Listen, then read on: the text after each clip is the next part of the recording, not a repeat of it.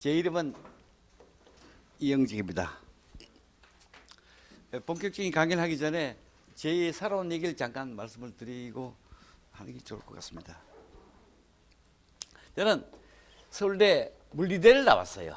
물리대를 나왔는데 사실 이제 물리대라는 게 참 애매한 대학이에요. 여기가 예를 들면 여기 나오면은 운동권으로 가서 데모하다가 감옥소 갔다 와서 정치판으로 뛰어드는 이런 방법이 있고, 근데 보니까 감옥소도 한 번 가가지고는 약효가 별로 없더라고요.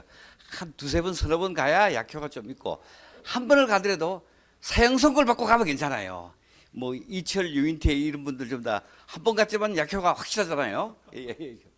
아니면은 대학에 남아가지고 교수님 심부름 몇 년간 하다가 외국 유학 갔다 와서 오면은 지방대학이라도 가서 대학 교수를 이제 하는 방법이 있고, 학교 다닐 때는 기업체는 안 간다 그래요. 대부분 안 간다 그래요. 근데 졸업하고 나면 막상 이게 다 뜻대로 되는 게 아니지 않습니까? 그러면 할 수 없이 기업체를 가요.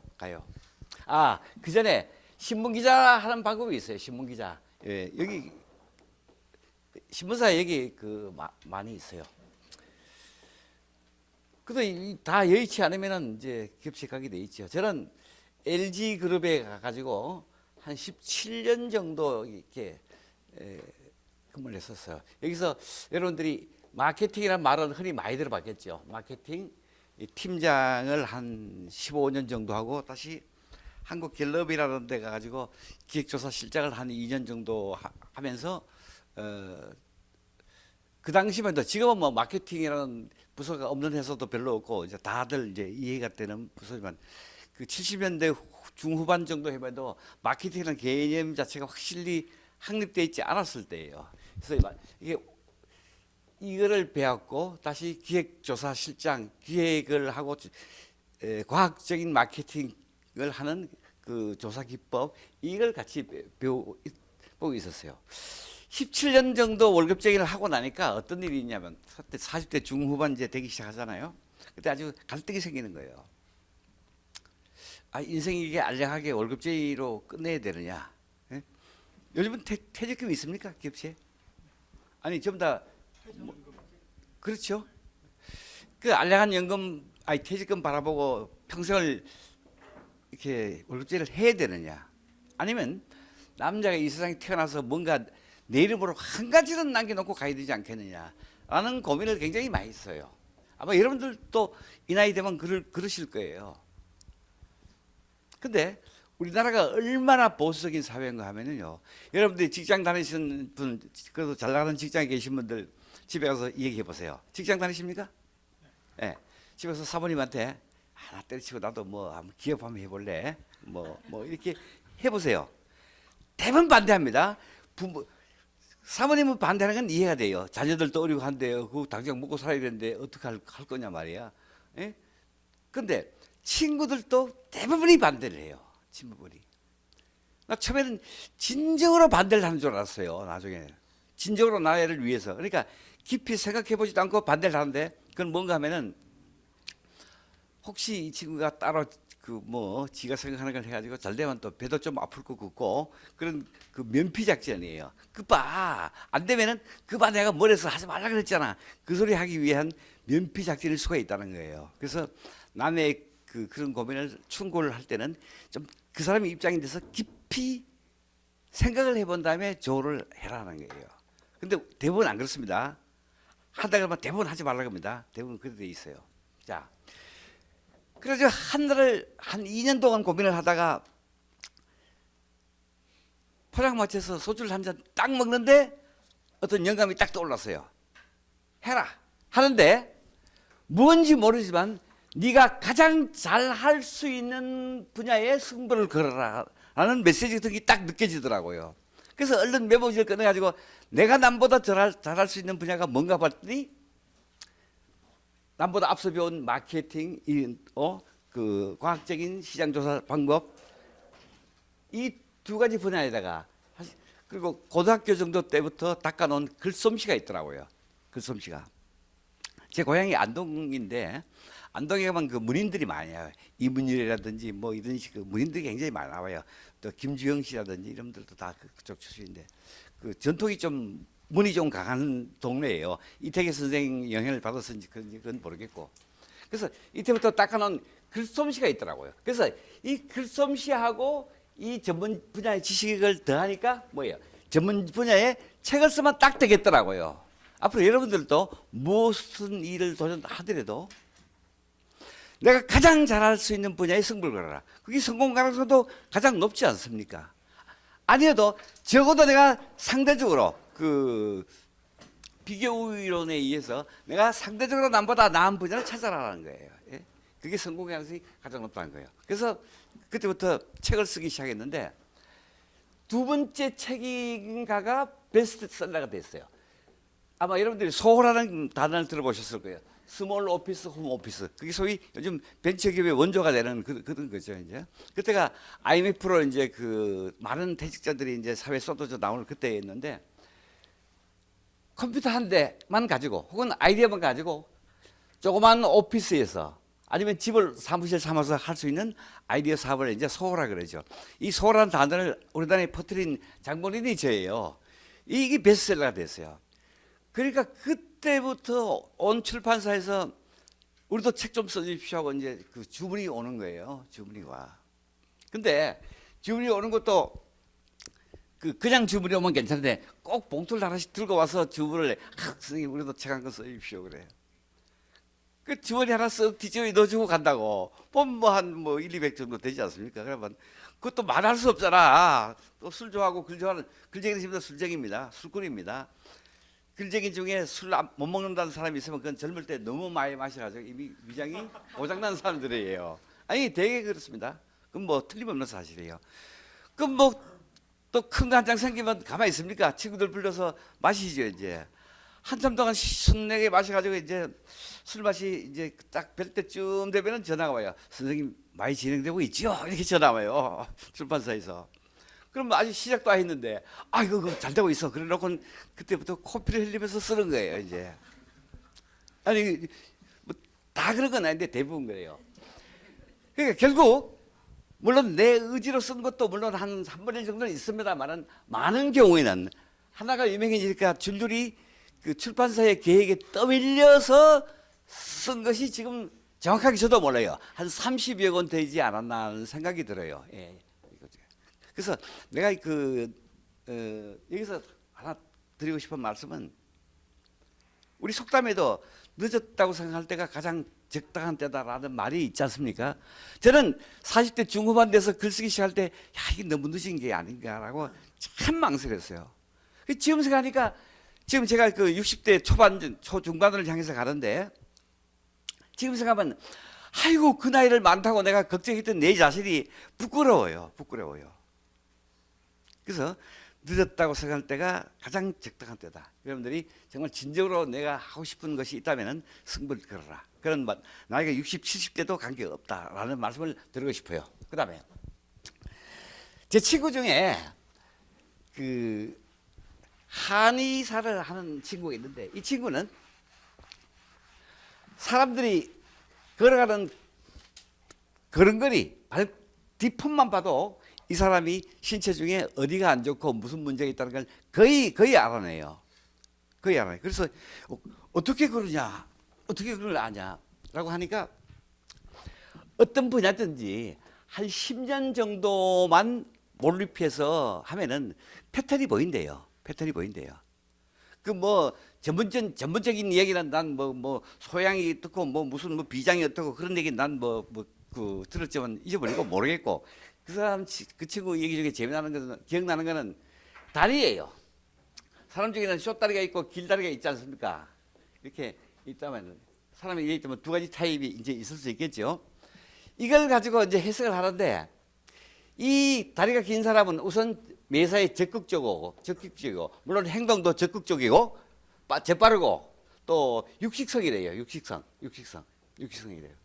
반대로 이런 사람은 행동도 좀 느리고 비교적 정적이고 채식을 위주로 하는 사람일 수밖에 없고 또 이런 사람에는 각종 내장과 관련된 소화기 계통과 관련된 질병이 가능성이 상당히 높다는 거예요. 왜 그런가 하면은 여러분들 그 혹시 시골에서 자랄 때 시골에서 자랐어요?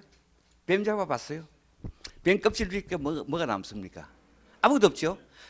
뱀은 내장이 거의 없습니다. 창자라고 불릴 뻔한 이렇게 얇은 비닐박 하나밖에 없어요. 아무것도 없어요. 그건 육식 동물이기 때문에 자기가 먹는 그 식품 자체가 그 단백질류니까 막바로 그걸 자기가 봐서 흡수하면 되는 거예요. 그러나 소처럼 채식을 하는 동물들은 어떻습니까?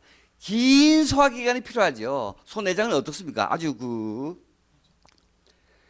따라서 이 다리가 짧은 사람은 이 내장 소화기간이 길 수밖에 없고, 따라서 성격도 온순하고 착하지만 소화기 계통에 관련된 여러 가지 질병이 많을 수밖에 없다는 거예요. 예를 들면 다리 하나만 가지고도 어떤 분야든지 이렇게 한 10년 정도의 노력을 그들이 투자하면은 대개 패턴이 보인다는 거예요. 패턴이 세상에 그 분야에 하나는 적어도 10년이면은 대개 하루 보통 보통 사람이 몰입할 수 있는 것이 한 3시간 정도 된대. 하루에 회사 근무는 8시간 하지만 그건 놔두고, 그러면 하루 3시간씩 하면 보통 한 1년이면 한 1000시간 정도, 1000시간 정도. 그래가지고 1만 시간 정도를 하려면 딱 10년이 걸린대요. 10년이 걸린대요. 반대로 하루 10시간 정도씩 몰입을 하면은 1만 시간이 되려면 3년 정도만 된다고 그래요. 이 정도 노력을 투입을 하면은 어느 분야든지 패턴이 보이고, 최소한 그래도 어느 분야든지 자기가 선두가 되려면 최소한으로 이 정도 노력은 해야 된다는 거예요. 얼마 전에 발음이 다릅니다. 아웃라이어. 이걸 쓰는 이 책에 나오는 얘기죠. 1만 시간의 법칙이고, 또 그 제목을 따서 우리나라 사람들도 어느 분이 1만 시간의 법칙이라는 걸 썼습니다만은, 어쨌든 최소한 이 정도 시간을 투입하면 어느 분야인지 패턴이 보인다는 거예요. 예를 들면 김연아 선수가 세계적인 선수로 데뷔하기 전에 하루 6시간씩 8년 동안을 했대요. 8년 동안. 그래서 내가 이걸 대충 계산을 해봤거든요. 하루도 안 빠지고 했다고 치고 보니까 17,520시간인가 뭐 이 정도 나오는 것 같아요. 대충 최소한 1만 시간은 넘겨야 된다. 그리고 우리가 알고 있는 유명한 농구 선수 마이클 조던 같은 경우를 하면은, 사실 조던은 우리가 보기에는 이제 큰 키지만 사실 미국 프로농구에서는 그렇게 큰 키가 아닌가 봐요. 마이클 조던이 2m가 안 되거든요. 190 얼마인데 그가만 210cm가 넘는 수비수들이 아주 질비하대요. 그래서 키가 작아가지고 처음에는 정선수로 이제 뽑히지도 못했잖아요. 후보 선수가 이제 심부름하는 선수였는데, 그걸 이겨내기 위해서 하루 500개씩 점프 슈팅을 연습했다 그래요. 장신 숲을 넘어서 자기가 해야만 자기가 이길 수 있으니까 500개씩 점프 슈팅 연습을 했다고 그래요.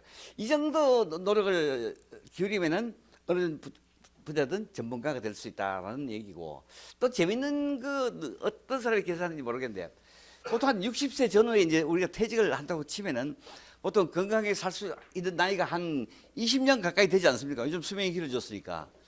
이걸 시간으로 한 사람은 하루 한 10시간 조금 넘게 정도 한다면 무려 8만 시간이 남는데요. 8만 시간이. 그렇다면 은퇴를 하고 나서도 어느 분야의 한두 개 정도는 확실한 전문가가 될 수 있다는 얘기가 되거든요. 될 수 있다.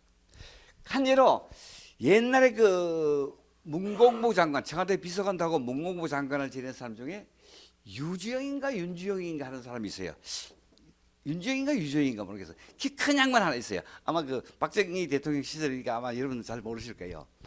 이 사람이 문공부 장관 할 때 보니까 외국 사람들한테 한국의 문화재라든지 민속이라든지 경치라든지 이런 걸 소개하려니까 세상에 제대로 된 사진이 없더라는 거예요. 제대로 된 게. 그래가지고 딱 생각한 게, 야, 내가 이게 공직생활 다 끝나면은 사진 작가가 되겠다. 실제로 그 사람은 공직생활을 다 끝내고 나서 그때부터 사진에 몰입해가지고 우리나라를 소개할 수 있을 법한 그런 정말 사진을 문화재부터 시작해서 다 찾아가면 찍어가지고 우리나라에 거의 몇 안 되는 전문가 사진 작가로 계시는 분이 있어요. 지금 아직 살아 계시는 분인데 이런 식으로 여러분들이 진정으로 이제 앞으로 관심이 갖고 있는 분야라면은 이 정도의 노력을 투자할 준비를 해야 되겠고 그러면 웬만한 분야는 거의 전문가가 될 수 있다는 얘기를 말씀드리고요. 오늘 얘기를 얘기 중에는 패턴이 얘기인데 패턴입니다. 이게 지금까지 말씀드렸듯이 이 자연계나 우리가 살아가는 사회나 어떤 식으로든지 패턴이 있을 거다. 패턴. 물론 자연계의 패턴이라는 것을 정밀하게 추적해 가지고 그걸 수학 공식으로까지 만들어낼 수 있으면 그건 이제 법칙이 되겠죠. 이제 뉴턴의 법칙이고 뭐 상대성 이론이고 아인슈타인 이런 식으로 되겠지만 아니더라도 사회가 사실은 엄밀하게 수학적으로 되는 건 아니지 않습니까? 그래서 어떤 몇 가지 패턴으로 되게 크게 분류가 될 수 있다는 거예요. 우선 인류가 살아온 패턴을 한번 잠시 짚어보자고. 인류가 인류의 먼 조상으로부터는 한 20만 년 정도 되는 것 같습니다만은 현생 인류의 조상인 호모 사피엔스로 따지면 한 10만 년이 조금 넘는다고 그래요. 10만 년. 요 10만 년 동안 인류가 뭘 하면서 어떤 식의 패턴으로 살아왔나를 잠깐 보고 지금 이 시점에서 우리는 어떤 마음의 자세, 어떤 각오로 살아야 되겠는가를 한번 잠시 짚어보고 나서 본격적으로 다른 얘기로 넘어가기로 하자고요. 자, 이번에 이쪽에서 그럴게요. 자, 인류가 역사가 호모사피엔스로부터 대략 한 10만 년 정도라고 그래요. 10만 년. 10만 년. 그러면 10만 년 동안 인류는 도대체 뭘 하고 살았냐 이거예요. 뭘 하고 살았냐. 10만 년 중에서 9만 년은 원시 수렵 생활을 했어요. 그렇죠? 사냥하고 물고기를 하고 먹고 여자분들은 나물 캐고 과일 열매 따고 이렇게 원시 수렵 생활을 하면서 살았어요. 다시 그 다음에 일어난 게 뭡니까? 농경사회죠. 농경사회. 농경사회는 불과 여기서부터 1만 년 전이에요. 1만 년 전 농경사회. 그리고 한 5, 6천 년 전쯤에 이제 고대 문명을 일으키는 그런 시점이 되겠죠. 여기요. 그 다음에 농경사회가 끝나고 그 다음에가 다가온 것이 산업사회죠. 산업사회. 예? 소위 산업사회. 여기 불과 얼마 전이냐? 300년 전이야. 300년 전. 여기에 산업혁명이 18세기에 일어났지 않습니까? 300년 전. 우리는 산업사회 그러면 상당히 오래된 것 같은데 인류로 보면은 아주 잠깐에 불과하다는 거죠. 다시 우리가 지금 살고 있는 디지털 이 시작된 게 몇 년입니까? 30년밖에 안 됩니다. 30년? 불과 30년이다. 자, 여기서 알 수 있는 것은 우선 인류 이 변화라고 그래야 됩니까? 이 변화하는 패턴은 상당히 가속화되고 있다는 거예요. 이 원시 수습 사회가 한 9만 년 정도 거의 정체기를 있다가 또 농경사회 한 1만 년이 거의 정체기를 있다가 산업사회에 있다가 디지털 사회로 상당히 변화의 패턴이 급속히 빠르게 바뀌고 있다. 물론 이 디지털 사회 다음에 올 그것을 예측하기는 어렵지만 아마도 이렇게 빠른 변화에 대한 반발 때문에 느림이라든지 요즘 슬로우라는 말이 많이 나오죠. 슬로우 푸드 뭐 자연 뭐 이거 또 그리고 이런 기계론적인 사고방식 이런 거에 대해서 디지털은 사실은 차가운 말입니까? 냉철한 말입니까? 이게 대해서 따뜻한 온기라든지 이런 아날로그적인 지향적인 이런 분위기의 어떤 트렌드가 나오지 않을까 하는데 그거는 아직은 뭐 좀 더 아무도 장담을 하지 못한다. 자, 그래서 인류의 역사상 어떤 DNA가 우리한테 가장 많이 남아있다면 남자는 사냥하는 DNA가 가장 많이 남아있을 수밖에 없어요. 왜? 대부분을 사냥만 했으니까. 농경사회, 산업사회가 있다고 하지만 그래서 남자는 어떻습니까? 한 가지밖에 모르는 게 남자입니다. 남자들은 단순해요. 그렇죠? 일하는 거하고 하여튼 불과 한두 가지 자기 주요 관심사 외에는 모르는 것이 남자들이에요. 그 대신 여자분들은 어때요? 여자분들은 뭐 있어요? 나물 캐는 사람은 어떻게 돼요? 사냥하는 남자들은 토끼나 사슴 한 마리 보면 하루 종일 그릇만 짜쳐 다녀야죠. 그죠? 죽을 때까지 딴 건 다 무시하고.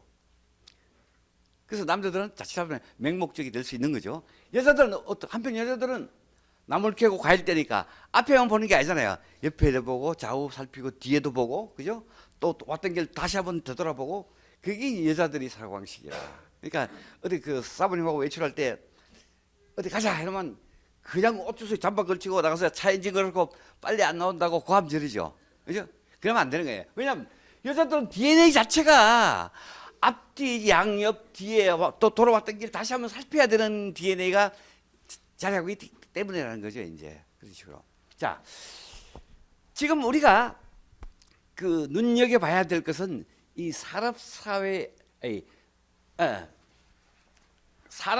이건 원시 사회는 일단 접어두기를 하고요. 다시 농경 사회부터 다시 한번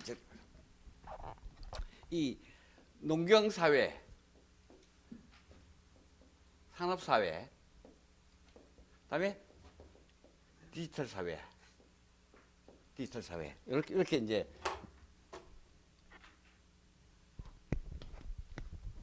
어쩌면 원시 수렵 사회도 넣읍시다. 원시 수렵 사회 넣읍시다. 이 시대별로 그 시대가 가장 중요시하는 가치는 다 달랐다는 거예요. 여기 사모님 결혼하셨어요? 딸이 있어요? 없어요. 이거 안 됐네. 혹시 딸이 있다고 치고 사모님 지금 원시 수렵 사회에 살고 계신다. 에? 사회를 마음대로 고르라면 어떤 사회를 고르겠어요? 사냥 잘하는 사람. 힘센 놈. 힘센. 그러니까 몽둥이 하나만 있으면 멧돼지를 그냥 때려잡을 수 있는 최고 아닙니까? 그죠? 이웃 부족이 까불면 자식들 하고 소매만 걷어 집안 달아 뺄 그런 사회가 최고야. 그런 사회가 최고야. 한편 농경 사회가 되면 어떤 사회? 근면성실. 근면성실. 그렇잖아요. 새벽에 나가서 달 뜰 때까지 일하고 오는 이 근면성실한 사람이 이제 최고예요.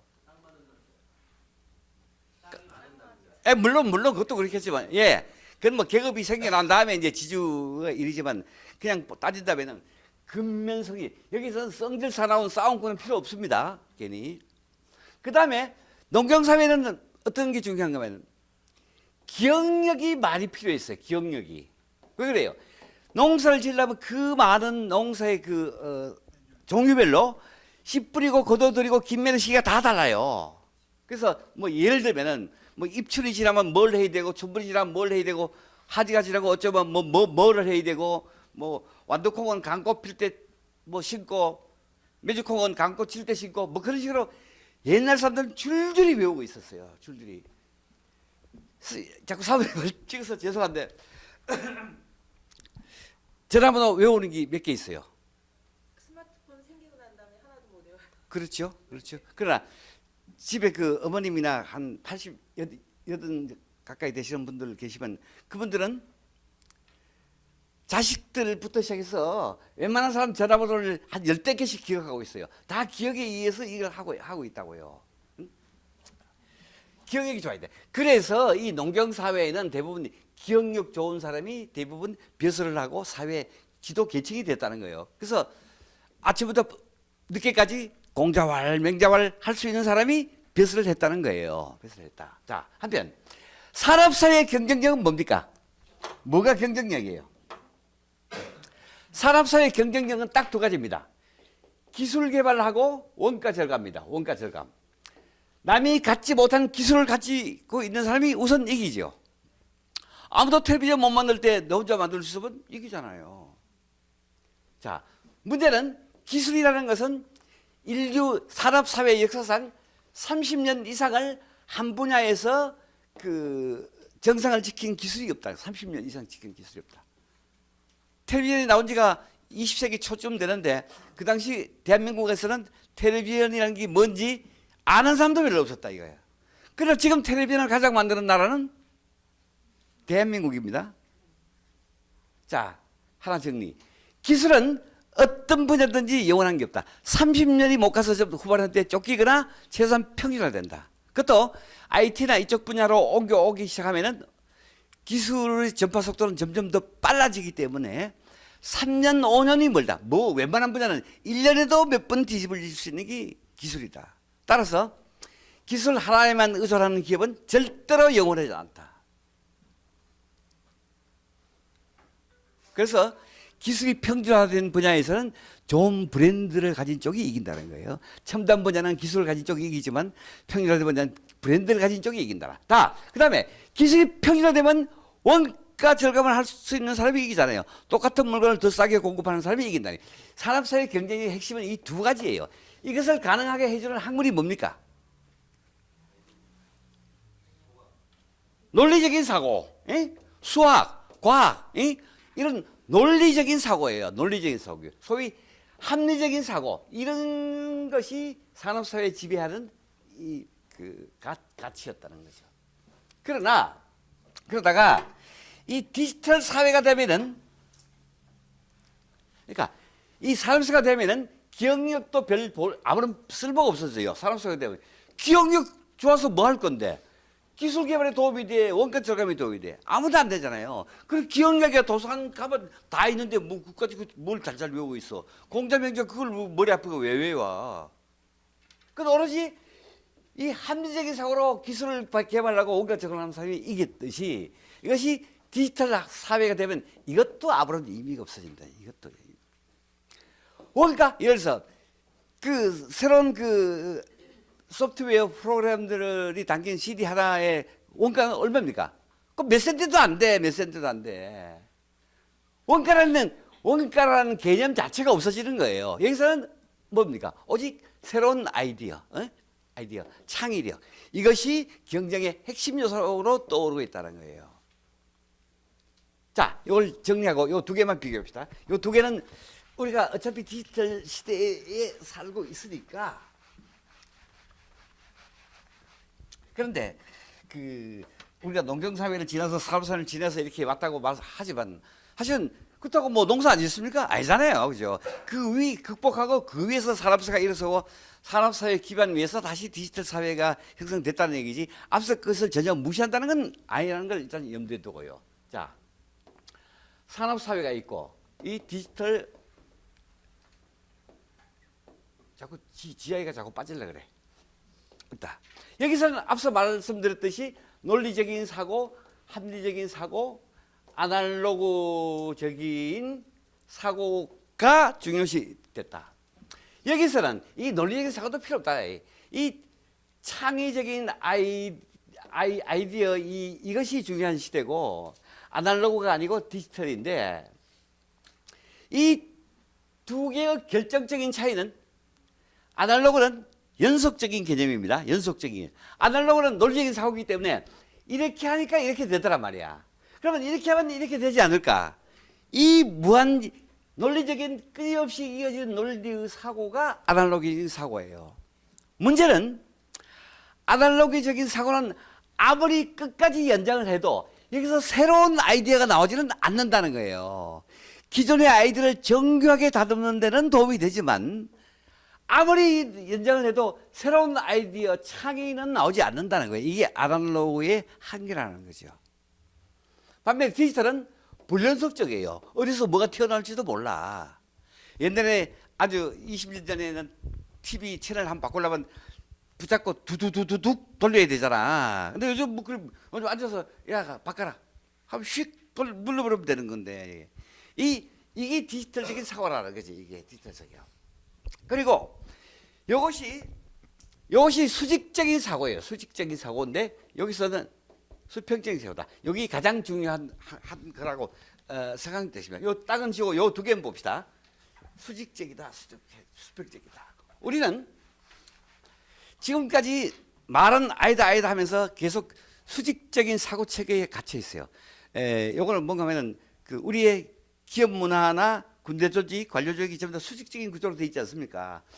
되어 있는데 앞으로는 빠르게 디지털 세계에서는 수평적인 조직으로 나아가지 않으면 도태된다. 예를 들면 어떤 경우가 하면은 80년대, 90년대, 80년대쯤에 외국하고 기술 제휴도 하고 합작도 하고 이렇게 하지 않습니까? 그러면 우리나라 직원들이 외국 기업으로 출장을 가요. 그러면 이 부서도 가고 저 부서도 가고 가요. 그러면 상대방 일본이든 미국이든 유럽이든 상대방 회사의 사람들이 뭘 하는가 하면 어떻게 당신들은 출장을 오면은 똑같은 것만 질문하느냐 이거야. 똑같은 질문만 하느냐 이거야. 왜 그렇게 했어요? 자, 회사 조직이 있으면 A, B, C, D, E 있어. A라는 부서에 직원이 출장을 갔다 와서 회사 전체가 공통으로 관심이 있는 부분이 있을 거 아닙니까? 상대 회사 가서 물어. 이건 어떻게 돼요? 지금 물어. 그럼 자기는 보고서 가지고 과장, 부장 해서 이사한테까지 보고서 올릴 거 아닙니까? C 부서에 직원이 출장을 가면 어떻습니까? 똑같은 것만 물어. 그렇잖아요. 그래, 이렇게 보고를 하고 끝나는 거야. 그러니까 옆으로 정보 소통이 안 되니까 똑같은 것만 반복해서 물을 수밖에 없게 돼 있는 거예요, 이제. 그러나 이렇게 생각해 보세요. A라는 사람이 출장 갔다 와서 레포트를 써가지고 종이를 낸 레포트를 위로 결제 올리고 나머지는 딱 그 사내 통신망을 해서 옆에 부서가 없고 아무나 볼 수 있게 공유를 하는 거예요, 공유. 그러면 B, C, D 누구든 간에 그 출장을 가려고 하면 지난번에 얘가 갔다 와서 뭘 보고 왔는가 한번 보자. 딱 보러 이거 바꾸라. 이건 내가 물어보려고 했는데 됐고. 그러면 나는 요런 새로운 걸 좀 물어보자 말이야. 그러면 아무 문제 없이 해결되는 거라는 얘기죠. 여기 수평적인 사고방식이에요. 자, 굉장히 중요합니다. 앞으로 여러분들이 어떤 비즈니스라든지 어떤 걸 하더라도 수직적인 사고는 앞으로 한계에 왔습니다. 예? 돈이 수조원 된다면 첨단 어떤 그 분야를 메이크를 하면 되지만 적어도 아이디어 사발을 하려고 하면 수직적인 사고에 갇혀 있는 한은 절대로 불가능하다. 지금 여기서 아주 수평적인 수평적인 형태의 비즈니스는 어떻게 접근을 해야 되느냐를 설명을 조금 드릴게요. 자, 아까 벤처하고 소를 말씀드렸는데 벤처하고 소하고 뭐가 틀린 것 같아요? 앞에 선생님. 벤처는 기술입니다. 기본적인 기술입니다. 그러나 소도 물론 기술은 되지만 그거는 장사는 비즈니스 모델의 문제예요. 모델의 문제. 자, 우리는 수직적인 구조는 흔히 어디서 찾아볼 수 있습니까? 그러니까 그 기업이라든지 군대라든지 관료 조직이 이제 수직적인데 동물의 먹이 사슬이 사실은 가장 전형적인 이 수직적인 모델이죠. 이런 모델은 뭔가 하면은 제로섬 모델이에요. 제로섬 모델은 뭔가 하면은 제일 위층에 있는 사자나 호랑이가 배불리 아침 식사를 했다는 것은 무슨 말씀입니까? 토끼나 사슴이 희생을 당했다는 얘기거든요. 그래서 여기서는 어느 하나가 플러스가 되면 어느 하나가 마이너스가 되는 거래라는 거예요. 근데 동물의 세계는 꼭 이런 것만 있는 게 아니지 않느냐. 예를 들면 물론 그것도 좋은 예죠. 그러나 가장 전형적인 것이 꽃과 벌입니다. 벌은 꽃으로부터 꿀을 따오지만 피해를 입힙니까? 아니지 않습니까? 꽃을 수정시킨다는 거룩한 역할을 하고 있는 거예요. 앞으로는 비즈니스 관계도 이런 식으로 나가야 된다는 거예요. 이런 식으로. 근데 말은 쉬운데 그린 게 어디 쉽게 있느냐는 거예요. 근데 자, 아주 간단합니다. 예를 몇 개를 들려드릴게요. 여러분들 오늘 이거 하나만 배워도 오늘 여기 온 값을 빼고도 남을 겁니다.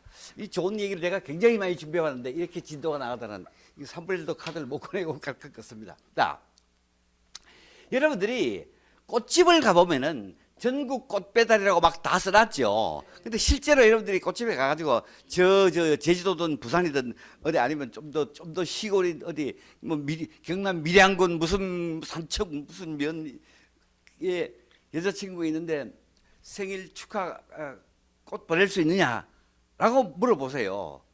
그럼 딱 쳐다볼 거예요. 이 양반이 농담하나 그럴 거예요. 예.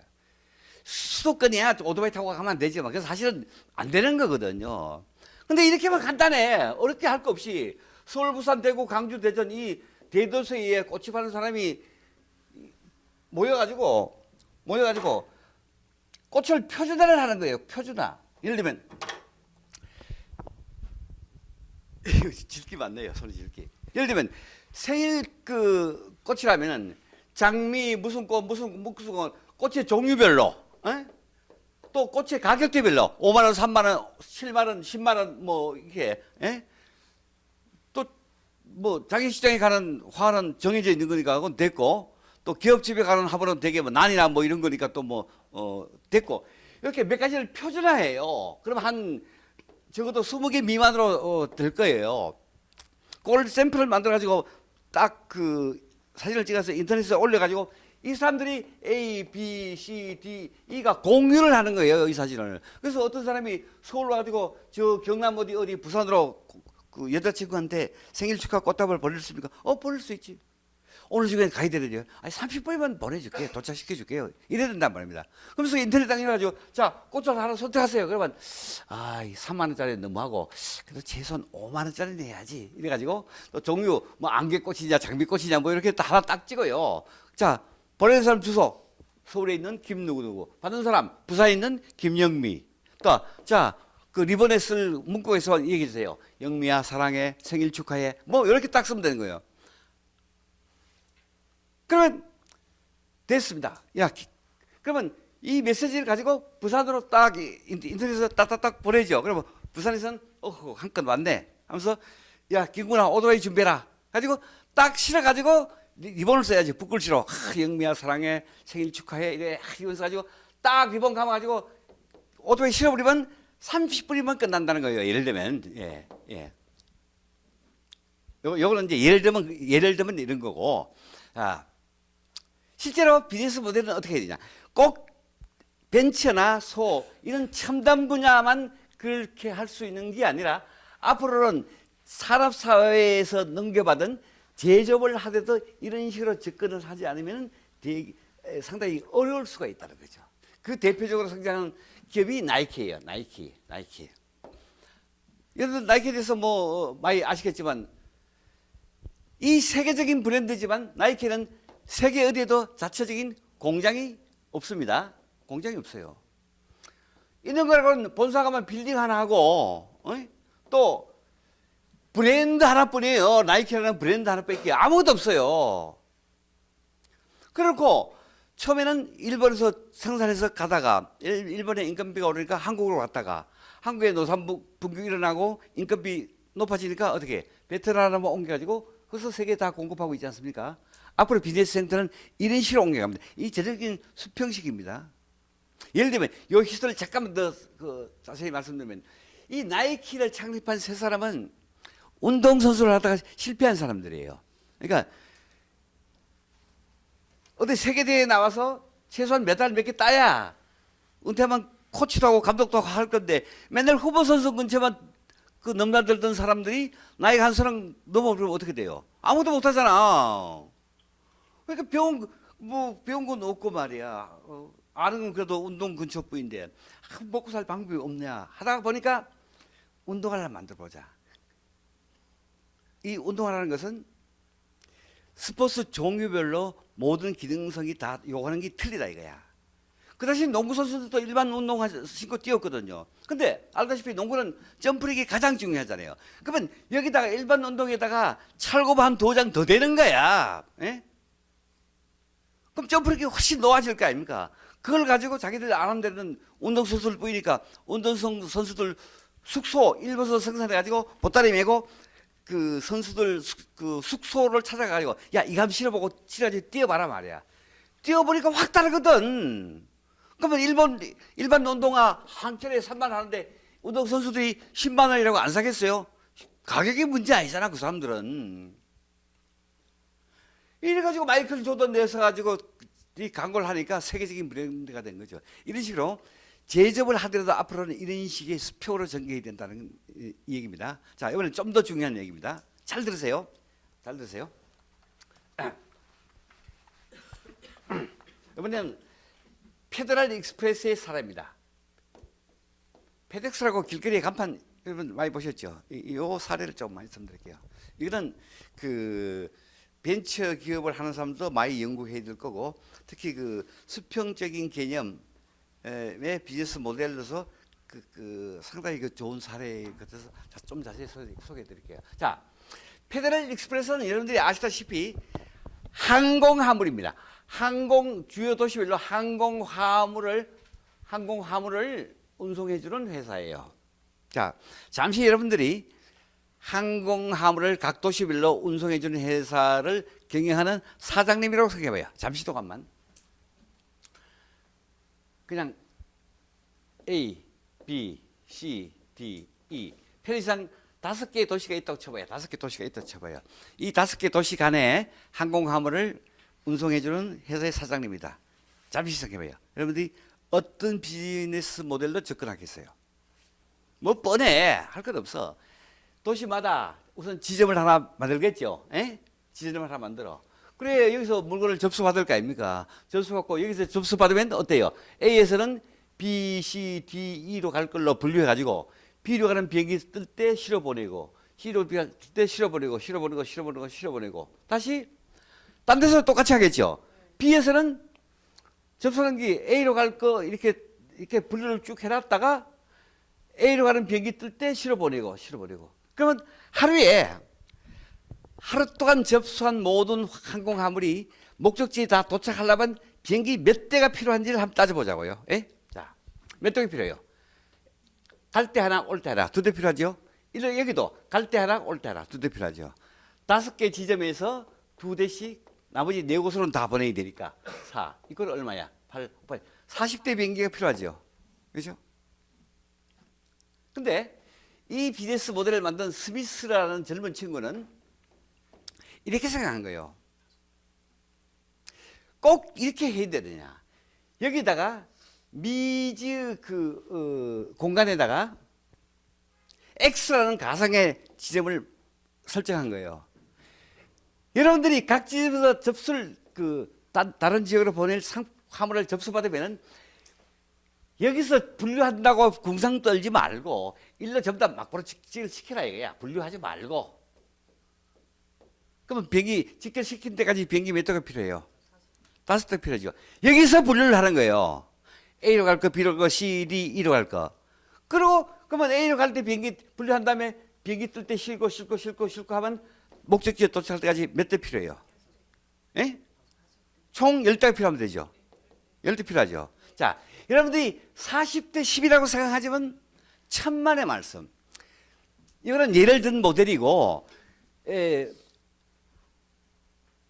세계적인 주요 도시를 다 연결하려면 주요 도시가 뭐 한두 개 되겠습니까? 그냥 100대라고 합시다. 100개의 대도시가 있다. 그러면 앞서의 모델에 의하면 어떻습니까? 100 곱하기 2번씩 곱하기 99를 해야죠. 90을 해야 되나? 99를 해야죠. 그렇죠? 이게 얼마입니까? 얼른 계산이 안 돼.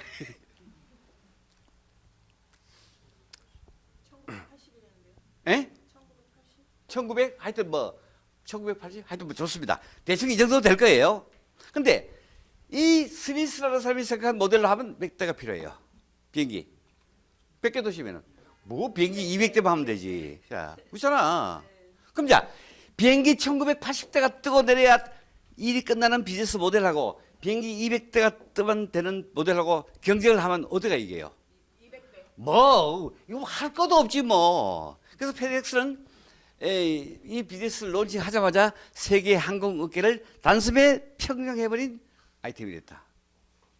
이게 수평 네트워크적인 비즈니스 모델입니다. 앞으로 벤처를 하든 뭐를 하든 설사 뭐를 하든 간에 이런 식의 접근 방법이 아니면은 어렵다. 물론 돈이 많으면 예외예요. 돈이 많으면 예외일 수 있지만 이런 식의 사고방식을 이제는 우리가 하루 빨리 바꿔야 될 때다.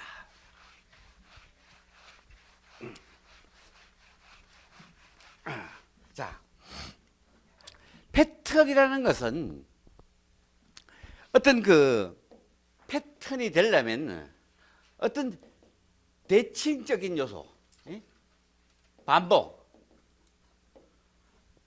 주기, 규칙성 이런 요소들을 가지고 있어야 되고 좀 더 중요한 거 하나는 규모의 대칭. 규모의 대칭.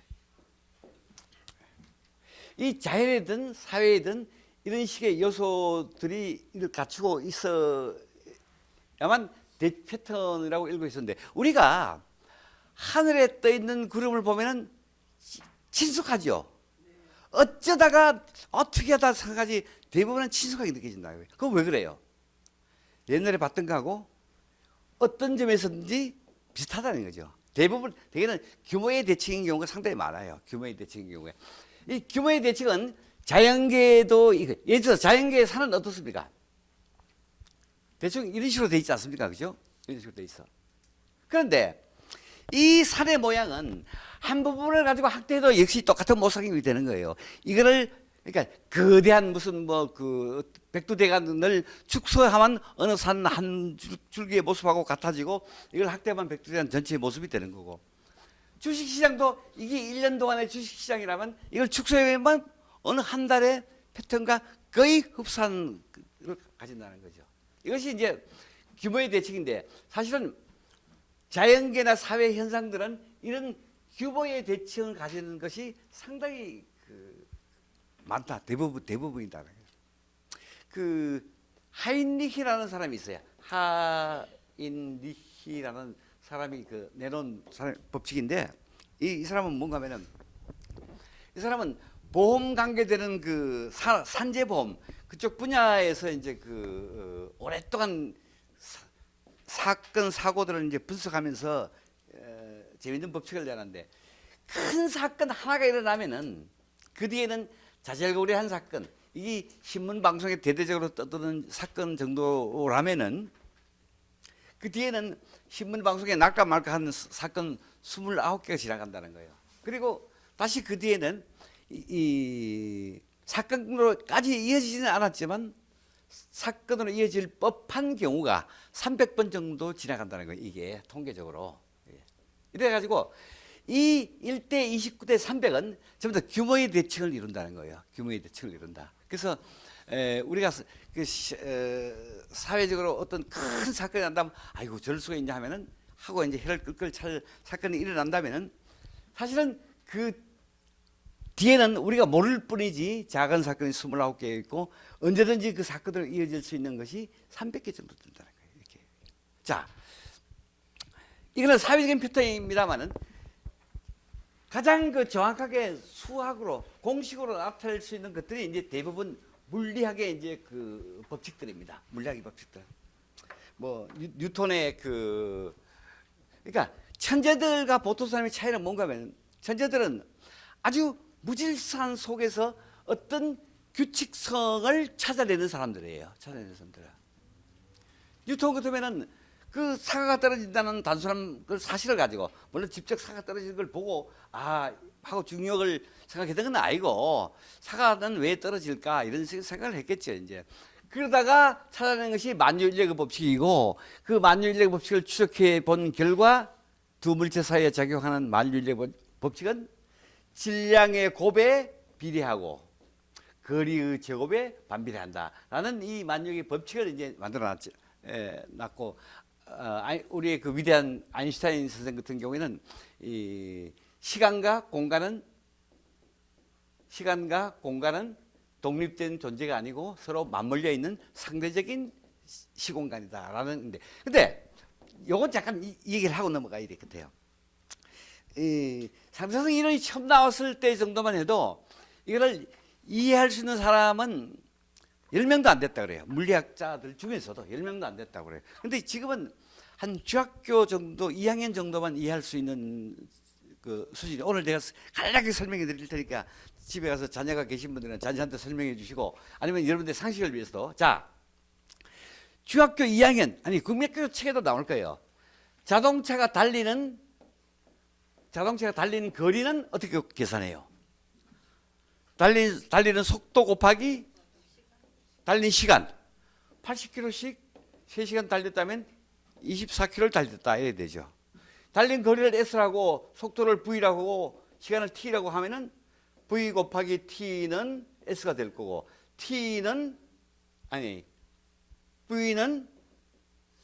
ST, 이런 공식이 성립하겠죠. 자, 여기서 이제 상대성이 이론이 나오는 거예요. 이건 초등학교 한 4, 5학년 수준에도 풀 수 있을 거예요, 아마. 그 전에 좀 물리학 얘기해서 죄송합니다. 근데 상식적으로 좀 알아놔야 될 중요한 거예요. 뉴턴의 이론에 의하면은 물체에 에너지를 가하면은 점점 더 가속을 시킬 수가 있거든요. 어떤 것은 물체가 땅에 떨어질 때도 땅으로 내려올수록 점점 더 중력 가속도가 붙으니까 점점 더 빨라지듯이 뉴턴에 의하면 에너지를 가하면은 물체의 속도는 점점 더 가속될 수 있다는 거죠, 이제. 근데 이 맥스웰이라는 과학자에 의하면은 물체에 어떤 시계로 가속을 어떤 에너지를 가하더라도 빛의 속도보다 빠를 수는 없다라는 이것이 이제 19세기 후반쯤의 딜레마예요.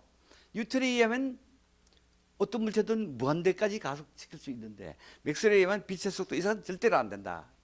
이 모습을 어떻게 해결할 것이냐 아는 것이 결국 빛의 속도는 1초에 30만 킬로미터로 초당 30만 킬로미터 일정한데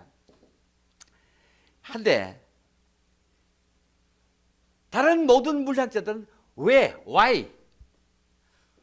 빛의 속도는 일정한가? 다른 모든 물체, 예를 들면 달리는 기차의 속도를 자동차를 타고 기차를 따라가면서 측정하면은 한 200km 나오겠죠. 자동차가 100km 달리고, 거의 속도가 안 나오죠. 자동차가 100km고 기차가 100km만, 그죠? 움직이지 않잖아. 반대로 가면 200km 속도가 돼버리죠. 이런 식으로 모든 물체의 속도는 상대적인데 왜 빛의 속도는 일정한가? Why? 이게 사고의 전환입니다. 근데 아인슈타인은 좀 보기도 좀 멍청하게 생겼잖아요. 근데 그러니까 나는 잘 모르겠다. 왜 빛의 속도가 일정한지는 모르겠는데 만약에 빛의 속도 이게 30만 킬로미터로 항상 일정하다면은 그렇다면은 시간과 공간은 분모 분자의 관계로 맞물려 있으니까 공간이 늘어나면 시간도 늘어나고 공간이 짜부라들면 시간도 짜부라들어야 될 거 아니냐. 공간이 2배가 되면 시간도 2배가 돼야 이 속도가 일정할 거 아니냐, V가. 그게 특수상등 이론입니다. 일반상등 이론은 좀 어렵습니다만 어쨌든 여기서 말씀드릴 것은 이 복잡한 물리학을 얘기하려고 말씀드린 게 아니고 때로는 why 연역적으로 why라고 묻지 말고 그렇다면 그렇다면 라는 사고를 한번 가져보는 것도 좋다 이거예요. 결과 그렇다면은 어떤 그 요소들이 어떻게 작용해가지고 되겠느냐. 늘 순차적으로만 따져가서 접근할 게 아니라 뒤집어 보라는 겁니다. 이것이 일종의 기류법입니다. 기류법. 예, 일종의 기류법이다.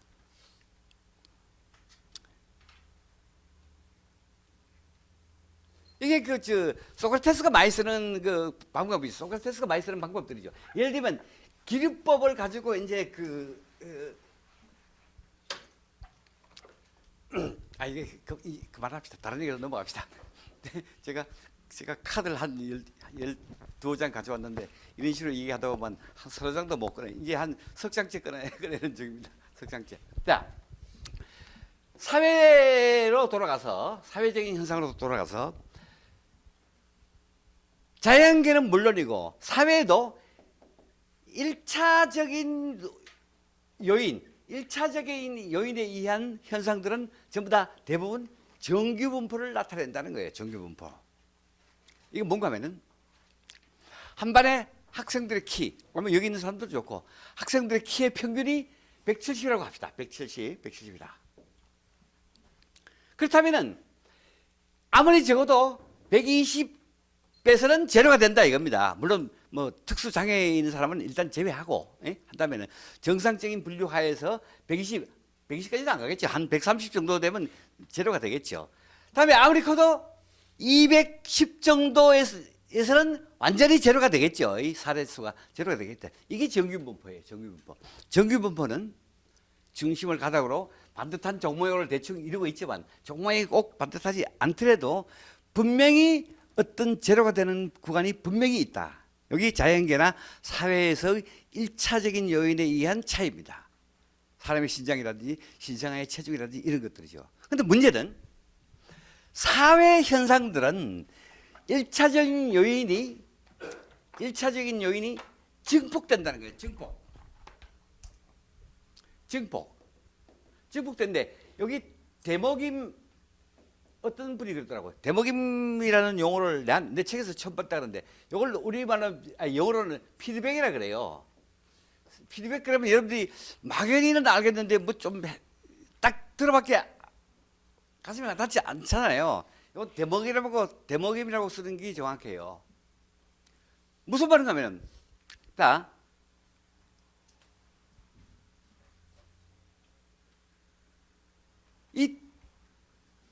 여기서 신장 180하고 191 사람이 있어. 학생이 둘 있어. 이 사람은 이제 키가 크니까 농구를 하겠죠. 농구를 한다. 그러면 만약에 신장 180cm짜리들 팀들하고 190cm 팀하고가 농구를 한다면은 그 스쿼드는 19대 18만큼 차이가 나겠어요? 아니죠. 2배 이상 차이 날 수도 있습니다. 이것이 신장은 1차적인 거지만 그 신장이 되는 결과가 다시 요인이 돼 가지고 농구의 스코어로 연결되는 것은 이런 걸 대먹임 함수라고 그러죠. 부자가 점점 더 부자가 되는 건 뭡니까? 능력이 그렇게 차이 나는 건 아닙니다. 별로. 이건희 회장하고 저하고 별 차이 없습니다. 아니 뭐 제가 다른 얘기 하려는 거 아니고 어떤 점에서는 제가 더 나을지도 몰라요. 더 나을지도 몰라. 근데 그 부에 있어서는 이 게임이 안 되게 차이가 나는 이유가 뭡니까? 그 물려받은 기존에 축적된 그 부가 다시 피드백, 대먹임 함수가 돼가지고 또다시 증폭되기 때문에 안 된다는 거죠. 이게 월급쟁이나 이런 사람들은 어떻습니까? 매월 한 푼 한 푼 자기가 버는 것만이 그러니까 1차적인 요인에서 버는 것 뿐입니다. 물론 그것을 모아가지고 몇 억을 가지고 다시 뭐 무슨 뭐 벤처기업을 하는데 그게 성공을 했다 하면 그때부터는 피드백이 적용되는 그걸 맥함수로 그래요. 맥함수. 맥함수가 적용되지만 이런 거라는 거죠. 그래서 사회적인 현상들은 이 반듯한 종 모양이 되는 게 아니고 이렇게 된다는 거죠. 이렇게. 이게 소득이라면은 저소득층의 대부분이 뭐 몰려 있고 고소득층은 제로에 가까워지긴 하지만 결코 제로가 되지 않게 언제 끝까지라도 이어질 수 있다는 거예요. 이게 맥함수의 법칙이라는 거예요. 그래서 굳이 부의 그 분포뿐만 아니고 미국의 9.11이라든지 그 2008년경에 있었던 그 월가 금융위기라든지 그런 거는 일어날 확률이 상당히 낮기는 하지만, 대먹임 함수로 증폭되는 현상이 그 만연한 이 사회에서는 언제든지 일어날 수 있는 사건이라는 것이 이제 이 사회를 기본하는 기본 법칙이라는 거예요. 자, 사회를 구성하는 지배하는 큰 테마 중에 또 다른 것이 경쟁의 원리입니다. 경쟁의 원리. 경쟁의 원리는 뭔가 하면은 어차피 이 사회는 경쟁일 수밖에 없는 거예요. 경쟁일 수밖에. 근데 앞서 말씀드렸듯이 물리학이나 이런 것 분야의 그 법칙들은 공식으로 수학으로 나타낼 수 있지 않습니까? 근데 사회와 관련된 현상들을 공식으로 나타내는 건 상당히 어렵지 않습니까? 대충 막연하게 이제 뭐 피드백이니 뭐 맥함수의 법칙이니 이렇게 얘기를 하면 그건 설명을 할 수 있지만 딱 부러지게 수학 공식은 아니었는데 딱 사회 현상을 수학 공식으로 만드는 사람이 딱 한 사람이 있어요. 굉장히 중요합니다. 이거는 아까 얘기했던 것보다 좀 더 중요한 얘기입니다.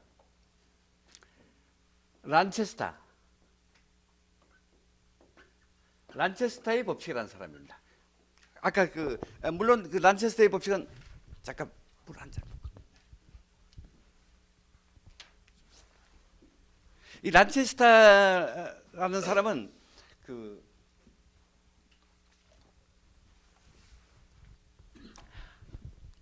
이 사회 패턴 중에 싸움의 원리, 경쟁이죠. 즉 싸움의 이치를 수학 공식으로 똑 부러지게 공식으로 만들어낸 사람이에요. 이 사람은 1차 대전, 2차 대전 그 당시를 살았던 항공 엔지니어며 과학자였어요. 영국 사람입니다.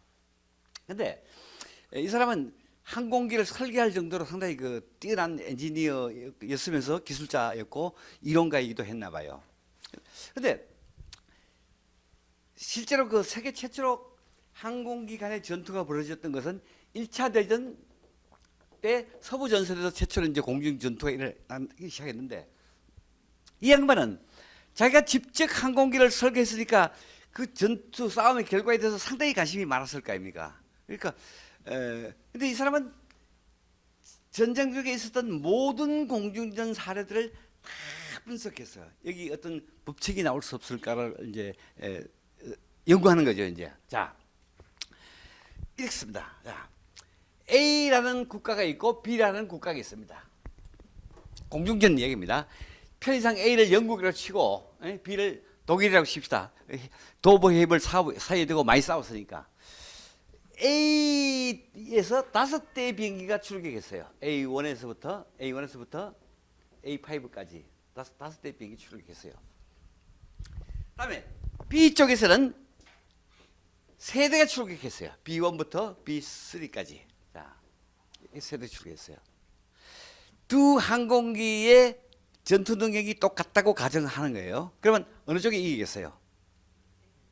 A가 이기죠. 자, 그러면 끝까지 싸운다. 즉 B가 다 격추될 때까지 싸우면 A는 몇 대가 살아남을까 하는 문제예요. 몇 대?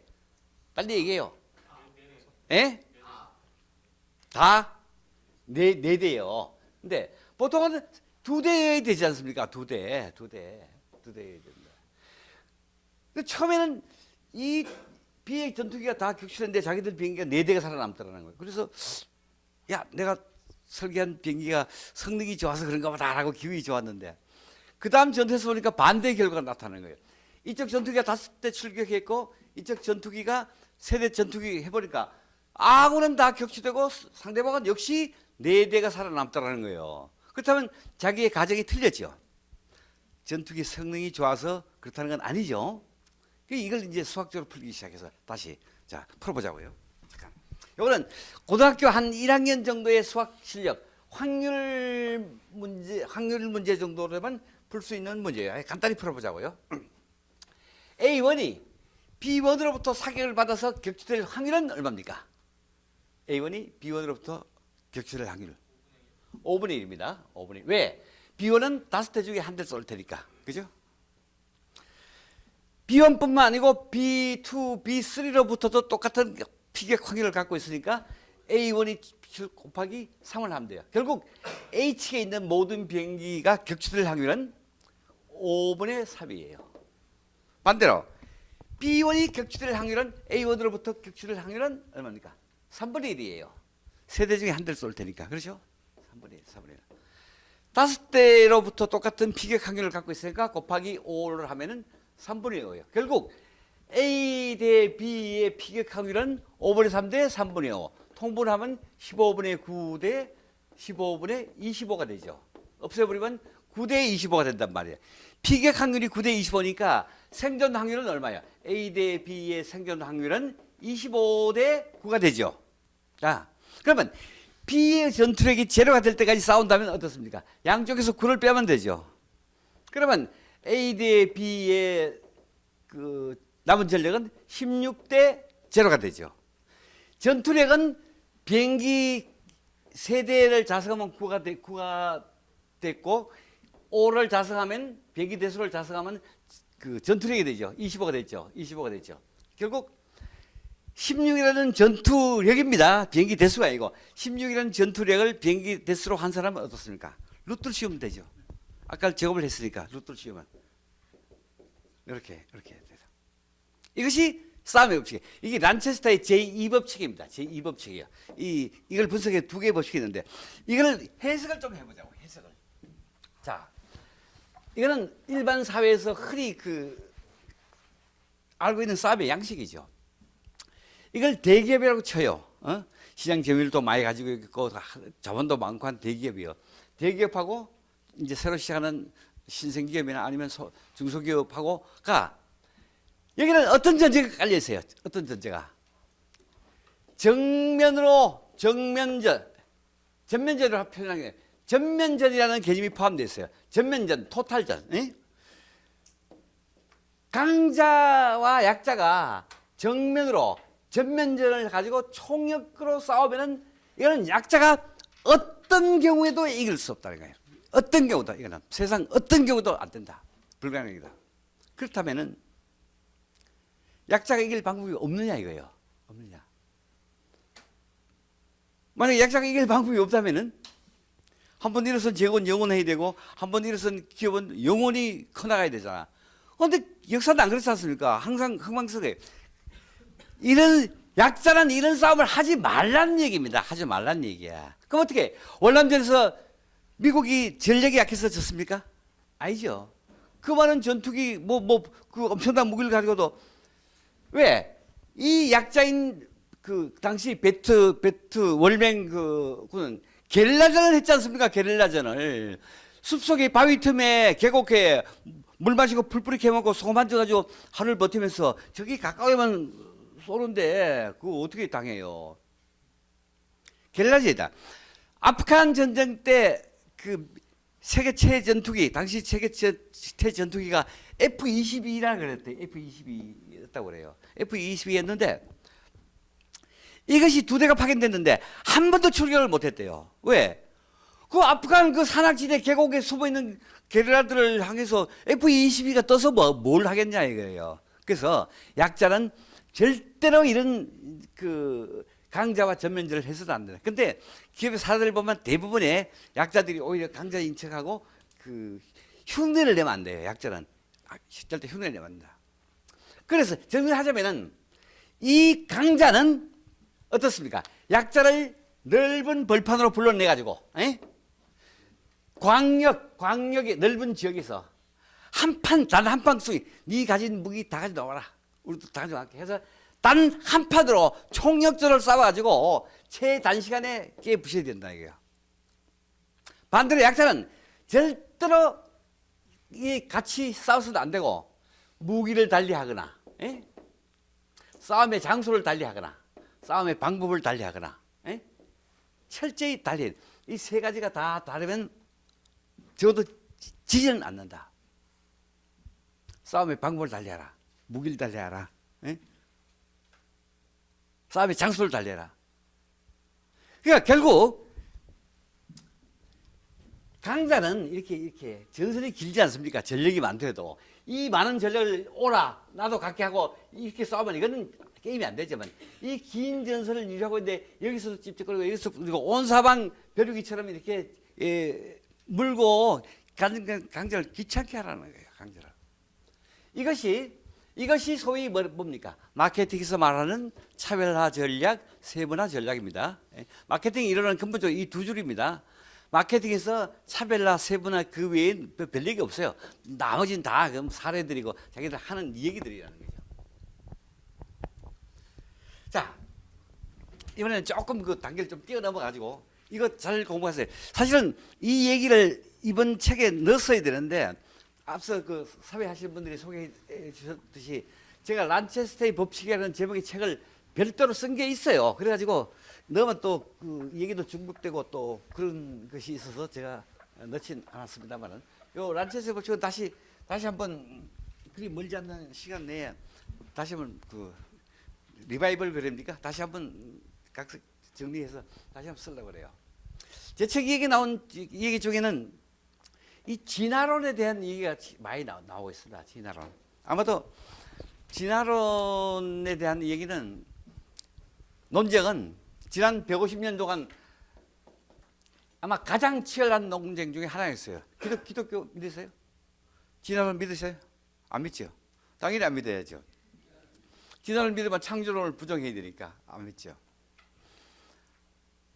자, 근데 진화론도 두 가지가 있어요. 이 다윈의 진화론이 있고 그 단속 평행적인 진화론, 제이 굴드라는 그 진보 생물학자들이 그 주장하는 이론이요. 근데 저는 이쪽인 것 같아요. 진화론은. 근데 다윈은 이런 식이죠. 예를 들어서 인류라면은 원시 생물체에서부터 시작해서 무슨 그 단계를 거쳐가지고 포유류 단계를 거쳐가지고 다시 원숭이의 공동조성의 단계를 거쳐가지고 이제 인류가 나타났다 이런 식의 얘기를 하는데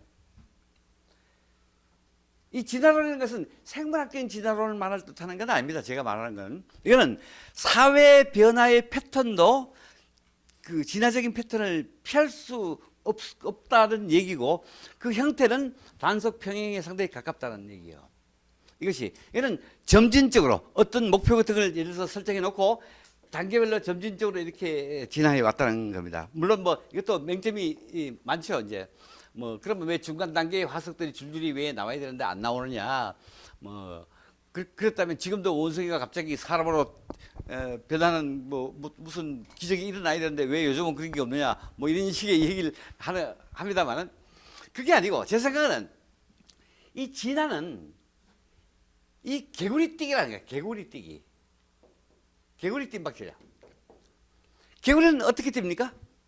한번 뛰다가 가만히 웅크리고 있죠. 이따가 다시 제2의 뭐 먹이든 뭐가 든 자기가 갈 장소에 있으면 한꺼번에 점핑 해버리죠. 그럼 다시 한동안에 휴식기를 취하는 것이 이제 개구리 뜀박질인데 인류의 진보 과정을 보면은 딱 그렇다는 생각이 들어요. 아까 제가 그 인류의 그 먹고 사는 문제를 그 원시 수렵 사회부터 시작해서 농경 사회, 산업 사회, 디지털 시대로 옮겨왔듯이 그런 상당히 오랫동안 정치기를 갖다가 갑자기 뜀박질을 한 거죠. 이제 농경 사회에서 산업 사회로 뜀박질하고 산업 사회에서 다시 디지털 사회로 뜀박질을 했듯이 인류의 정신사적인 측면을 한번 보면은 어떤 식인가 하면은 여러분들 인류의 그 역사가 한 10몇만 년 된다고 하지만 사실은 기록으로 남을 수 있는 역사는 농경 사회가 시작되기 전후 정도 뭐 그 정도부터 이제 있다고 봐야 되는데 인류는 제가 보기에는 딱 3번 정도로 도약을 했어요. 이거는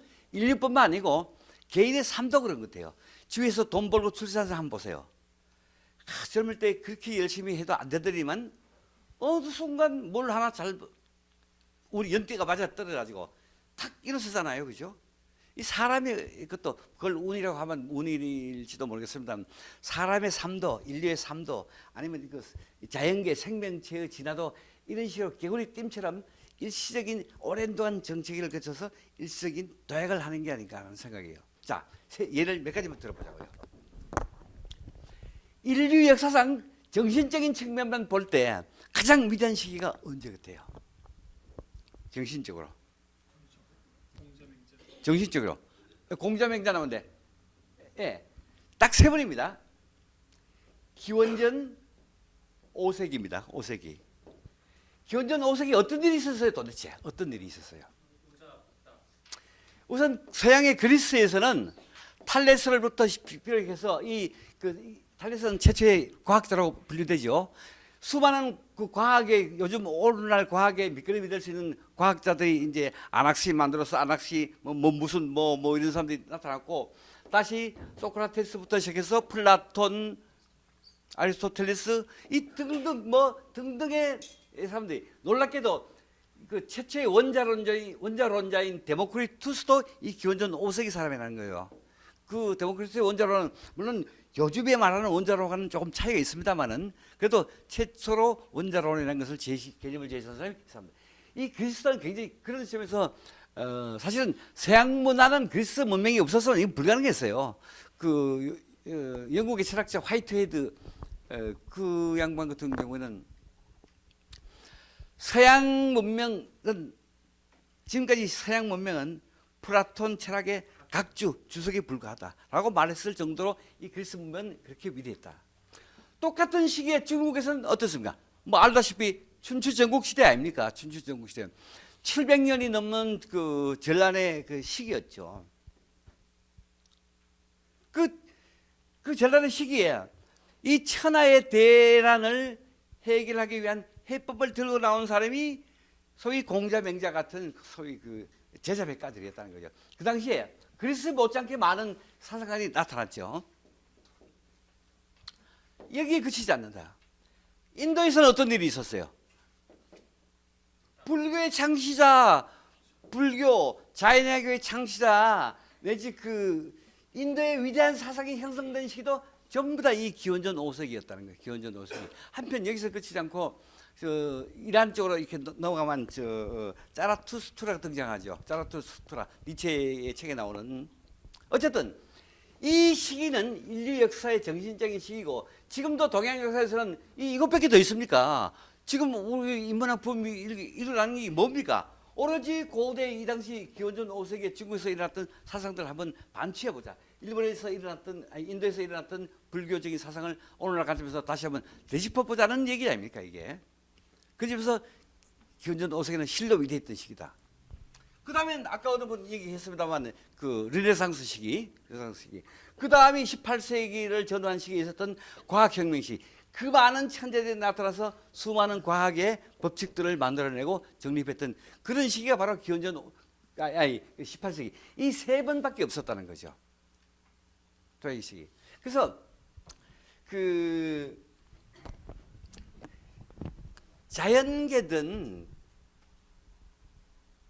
자연계도 그 캄브라기라는 게 있어요. 캄브라기. 여러분들 캄브라기는 고생대 시대입니다만은 지금 남아 있는 지금까지 지구상에 생존해 있는 생명체의 거의 대부분이 이 캄브라기 때 형성됐다 그래요. 캄브라기 때.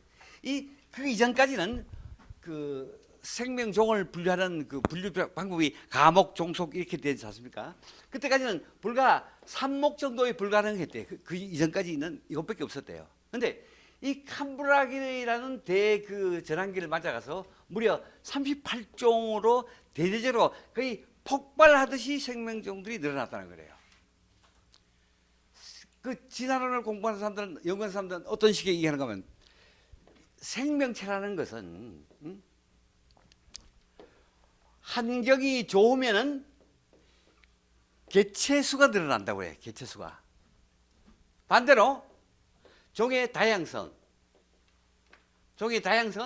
감퇴된다 그래요. 감퇴된다. 자, 반대로 환경이 나쁘면은 개체수 증가는 멈추는 대신에 종의 다양성, 소위 적응력은 굉장히 높아진다고 해요. 결국 그 단순 평형론의 그 과정을 설명한다면은 생명종은 오랫동안 그러니까 환경이 지금 내가 그 활동에 적합하지 않다고 하면 최소한의 에너지를 가지고 숨어서 때가 올 때까지 오랫동안 정치기 동안 기다린다는 거예요. 그러다가 적합한 환경이 조성되면은 갑자기 폭발적으로 늘어난다는 거예요. 그리고 폭발적으로 늘어난다는 것은 무슨 말이에요? 반대로 다시 다양성 혹은 적응력은 감퇴하기 시작한다는 거죠. 인류의 그 인구가 늘어나는 정도의 패턴을 보면은 사실 인류는 예수가 태어났을 때가 1억 명인가 정도밖에 안 됐다고 그래요. 이것이 18세기 이후로부터 이렇게 급격히 인구가 늘어나서 작년 10월 현재 70억을 돌파했지 않습니까? 이 현상은 뭘 나타내요? 이 현상은 18세기부터 갑자기 가파르게 성장했다. 지구촌 인구가. 좋은 환경을 만나서 개체수는 폭발적으로 늘어났다. 반대로 다양성 혹은 적응력은 극도로 감화되고 있다. 지금 인류가 이렇게 빠르게 늘어나는 것은 절대로 좋은 일이 아닙니다. 이거는 종이 단일화되고 다양성이 사라진다는 것은 환경이 조금만 변하면 어떻습니까? 큰 재앙을 맞게 된다는 거예요. 지금 우리가 농사를 짓는 것도 그렇습니다. 농사를 짓는 것도 가축을 심는 것도 상당히 위험한 작업 중에 하나인데 그 18세기의 영국 아일랜드에는 감자마름병이라는 것이 돌아가지고 인구의 한 3분의 1 정도가 죽었던 사태가 일어났어요. 영국 아일랜드. 이건 뭔가 하면 감자 농사를 짓는 사람은 어떤 마인드를 가지고 해요? 병충이 강하고 가뭄이나 이것도 잘 견딜 수 있고 그 대신 결과물은 풍부한. 예? 그러니까 어쩌다가 찾아올지 모를 질병 같은 건 무시한다는 거예요. 예? 질병이 한번 쓸면은 그 잘 의식도 않죠. 이래가지고 그 감자 한 종으로 거의 대통일되어 있는 이것을 위협할 수 있는 치명적인 전염병이 한번 돌기 시작하면은 이 농사는 전부 다 가버린다는 거죠. 지금 가축도 마찬가지요. 가축도 마찬가지요. 지금 가축 그 농가 보면 한 3년 정도마다 한 번씩 그 전염병이 돌죠. 광우병도 아니고 뭐 돼지한테 돌고 또 조류에도 돌고 소에도 또 뭐 돌고 하지 않습니까? 그거는 종이 단일화됐기 때문이에요. 종이 단일화. 다양성이 사라졌기 때문에 그런 위험성이 있다는 거죠. 지금 인류가 상당히 그 다양성이 사라진 단일화된 종으로 가는데 이거는 결코 좋은 일이 아니다. 좋은 일 아니다. 이거는 비즈니스도 마찬가지다. 비즈니스란 거는 어떤 특정 기업이 상당히 그 승승장구하고 잘 큰다는 것은 지금 환경에서는 내가 가진 그 여건이 지금 환경에는 상당히 잘 맞고 그때 승승장구할 수 있다는 얘기인데 그것이 조그만 환경이 바뀌면 어떻습니까? 반대로 크게 몰락할 수도 있다는 얘기예요. 반대로 말하면. 그래서 가장 전형적인 내가 그 노키아 같은 경우겠죠. 노키아 여기는 뭐 한 10여 년 전만 해도 뭐 우리나라 기업들이 넘볼 수도 없는 그런 세계적인 그 휴대폰 메이커였죠. 뭐 스웨덴의 총 국민 생산의 몇 분의 1을 차지할 정도로 이렇게 했던 노키아죠. 그러나 그렇게 승승장구하던 노키아가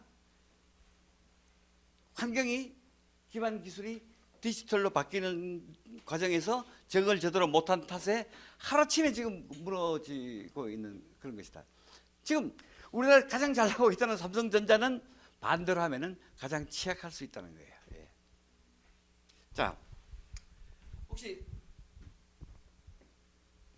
질문 이제 시간이 한 5분밖에 안 남았는데.